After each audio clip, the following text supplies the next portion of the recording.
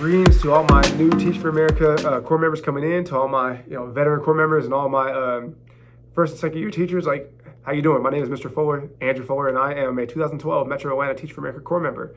And today I'm going to share my Teach for America experience. Been the best experience I've ever had. And so a lot of people have these tainted experiences about how they weren't supported, and this is not that video. This video is how amazing TFA is, and like that changed my life and gave me an opportunity I never would have. So I have nothing negative to say about the organization. Like, I thought it was the best thing I've ever been a part of. And I think that a lot of people have negative things to say is because they didn't experience the type of experience I had. And they wanted the experience that a lot of us had who love the organization, but they just didn't quite get it. And so I'm going to talk to you about how to have an amazing, impactful experience and like the key levers to like high impact in TFA. So the first thing is that like my story, right? And I'm telling you right now, I had a major chip on my shoulder, like coming to Teach for America, like a major one. I'll tell you why. I graduated college, and I wanted to be a teacher. My mom was like, "Hey, man, there's a Teach for America thing that's pretty cool. You should check it out." So at the time, I'm applying for TFA. Understand, fresh out of college, I'm a former, big time college athlete. Like I love kids. I want to teach. I'm already working in some communities, in my hometown. Like I just want an opportunity, and so I applied for Teach for America. Get to the final interview, all that stuff, get denied. Apply for teaching fellows, Arizona denied, Oakland denied, Georgia denied. So I'm like applying to all these opportunities just to be a teacher, to like just impact kids, and I can't get in, I can't get a shot. And I'm like, what's going on? Like I'm go home crying, I'm crying, just devastated, like hurt, because I wanted it bad. So we went back to graduate school, got a master's degree in like a year and a half, maybe something like that. I reapplied to Teach for America, I get it in the first shot, boom. So I get in the TFA, they place me in Metro Atlanta. I'm like, oh man, I'm about to change the game. So at this point, I'm now in Atlanta. I passed my teaching test, which I was like, oh man, I'm ready. So then like all of a sudden everything starts happening the right way, right? Like I'm in institute, like I'm learning, I'm having fun, like, and I'll tell you about how to navigate institute in a second. But fortunately, like I got hired right away by a major high school, a major Metro Atlanta high school. So now I'm the football coach, I'm the wrestling coach, I'm the soccer coach, I'm the science teacher. I'm like, this is the exact way I want it to happen is happening. And this is not like no sad story. This is how it happened like that. And it was like, I was like, oh my gosh, I'm in this like major steeple of a community high school. Like, and I am getting all the opportunity that I asked for. And I asked for it, so I better do something with it. So went to institute, and this is where TFA like really changed my life.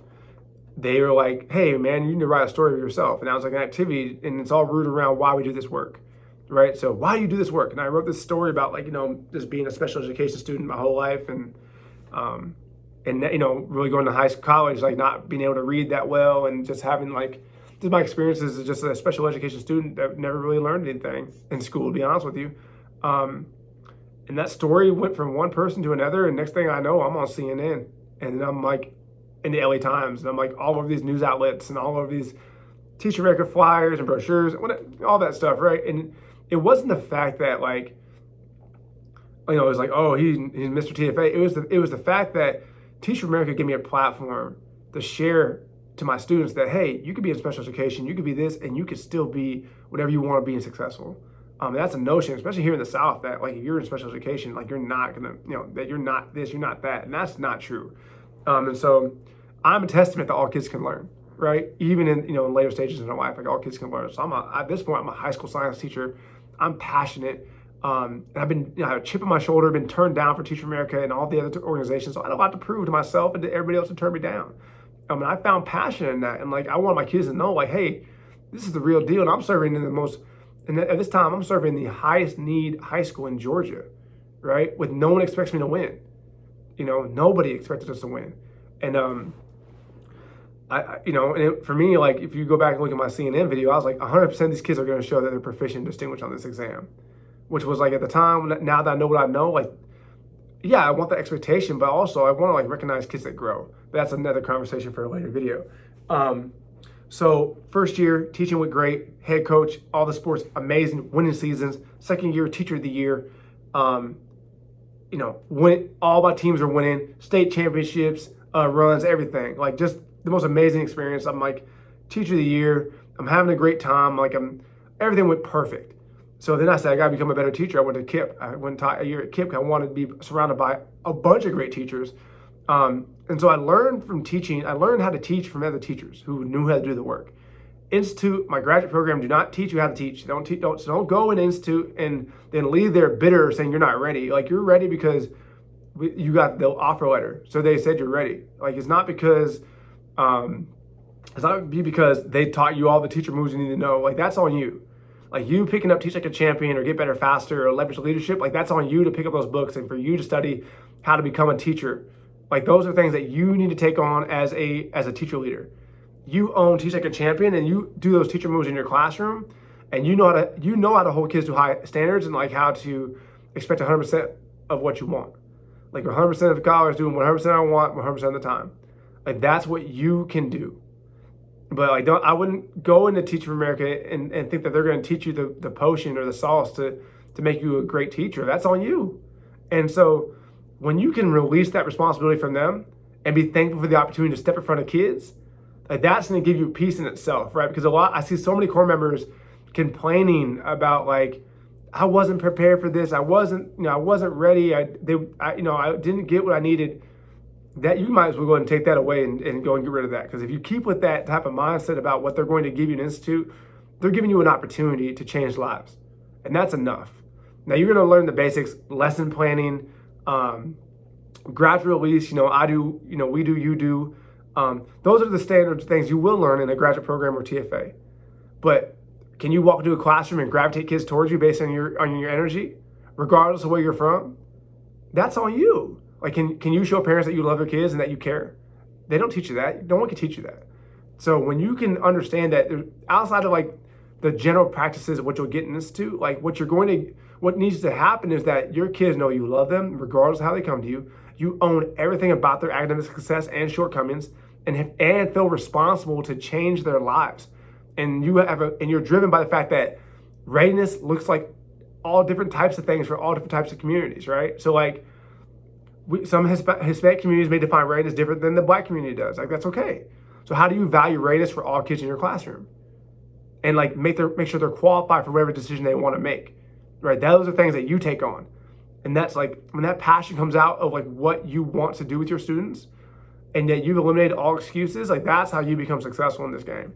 And so that's the piece, like, I think to gain through as far as institute is expect the basics, but what's going to drive that classroom and make you ready is you living in your why, and like, you understanding people, understand why people in poverty behave this way, understand why people who are affluent behave this way. Like, when you can understand and not take anything personal, and understand that this is a cycle of this, and this is why you do this, and this is what I can do to make this happen. Oh, and I love you too, by the way. So, you're going to invest in me because I care about you, right? And that's okay. When you can accept the responsibility in that manner, in my opinion, like, you'll be so successful, because there's no barriers, no excuses. It's on me. You're on third grade level. You're in high school. It's on me. I'm the teacher you have, so it's on me to curve it. Oh, and I don't teach your subject. Okay, that's fine. I can plan for everything, right? I can leverage whatever I need to leverage to educate you in every arena. And so when you could do those things, and when you could take ownership of all learning, like, those are key facets and levers to being a successful Teach for America core member. Now, transition to leadership. It's not one thing is being a great teacher, yes. But the other thing is being a great leader. And not every good teacher is a good leader. And so, like, part of that means that you have to understand people and why they behave the way they do. You have to be able to reach out and educate other teachers on best practices. And you have to be an asset to your building. So when your building sees you as somebody who's in a sense like a big voice in the classroom, and also his voice expands beyond his classroom or her classroom to all over the building, and that these kids and these adults like look to this person as a leader, like, that's a key facet right there, right? Like, when your practices expand beyond your classroom, like, what you're doing goes beyond the doors of your classroom, and it's manipulated in every classroom. Like, that's a key sign that you're on your way. When you're running different resourceful programs for kids, right? Like, when you're like leading and taking the opportunity to learn in leadership, and like, that is like another key lever, right? Like I'm now being seen as a leader by my leaders in my building. My district recognizes me as an up and coming leader. And those are things that, and there's no time frame on it. I taught for 3 years, 3 years thrown into a principal, and I was ready. 3 years, and it wasn't the biggest school, but it was my school. You know what I'm saying? Now my school now has over 1,000 kids, because it's because I got an opportunity, right? And so I taught for 3 years. I've been leading for 7, right? And I've been ready for every single year, high school, middle school, everything. And so it's because like I made myself an asset to my building. I was willing to take an opportunity, even if it meant reducing school size or relocating. I wanted it. And because Teach for America gave me an opportunity to be seen on a national stage, I had a national presence. Like I wasn't a stranger in other regions. Like haven't I seen your video before? Don't I know you? Oh, you're that guy. And not everybody gets that opportunity, but everybody has an opportunity to make a platform. And there are teacher resources where you can make yourself known. Public school, private school, charter school, you can make yourself known across the country if you really want to. And so it's why I utilize, especially now and age, teaching is a public act. Don't close your door. Leave your door open and teach and make it public. Make learning amazing in your classroom. That's the first step. Become an asset in your building. Let them know you're there. Let that knowledge of who you are like rain across your district. Never stop learning. No excuses. And then make yourself irreplaceable. Like make yourself oh, we need this guy. We need this lady. We need them. Oh, they're a valuable asset. I mean, that's how you do it. And I think that you can't cheat the grind, can't cheat the hard work. It's not about connections. It's not about who you know, all that. Those are all excuses. And yeah, they do hurt and they probably do exist, but you'll lose sleep over those type of things. Be willing to hunger for any opportunity. Make sure it's the right opportunity. And when you get that opportunity, run with it. But you have to put in the work. And the work's going to be looking like transforming students' lives, not accepting excuses, and leading in every arena you can possible, both culturally and academically. And make that clear. Leading is not just about academics, it's about culture. You're now leading an organization, so it's about setting that culture for that organization. And being a cultural leader as well as an academic leader. Very important. So when you can put those things together, and being qualified too, when you put those things together, you will truly fly. But it doesn't matter how old you are, it don't matter how young you are, it's about making yourself irreplaceable, knowing your stuff, talking from research-based practices, and I'm giving you some resources, teach like a champion, leverage leadership, get better faster. Those are all very good resources that you should model yourself from. And if you can master, just teach like a champion alone, you're gonna be unstoppable. I mean, if you can master that, and you can master 10 of those teacher moves in your first 2 years, you'll be unstoppable. That's just my opinion. I thank Teach for America every day. I love Teach for America. They gave me what I needed. I will say I am biased because I think that core members who speak negatively about it didn't have a good experience because they didn't make one. But I'm telling you right now, don't expect them to prepare you. Don't expect them, because nothing can. I'm telling you right now, nothing can prepare you to get in front of children, and especially when they've had certain experiences, both in the classroom and out the classroom. TFA doesn't have a remedy for that. The remedy is putting a passionate, hungry teacher in front of that kid and saying, hey, you can transform that kid's life. That's what they're doing. They're not going to, and I don't want, take those excuses out of, they didn't make me ready enough. They didn't prepare me. They didn't give me this. They didn't give me that. They gave you the opportunity. Take the opportunity and make it happen. You and those kids are in that classroom. Leaders, you and those kids are in that building. It's on you. What are you going to do?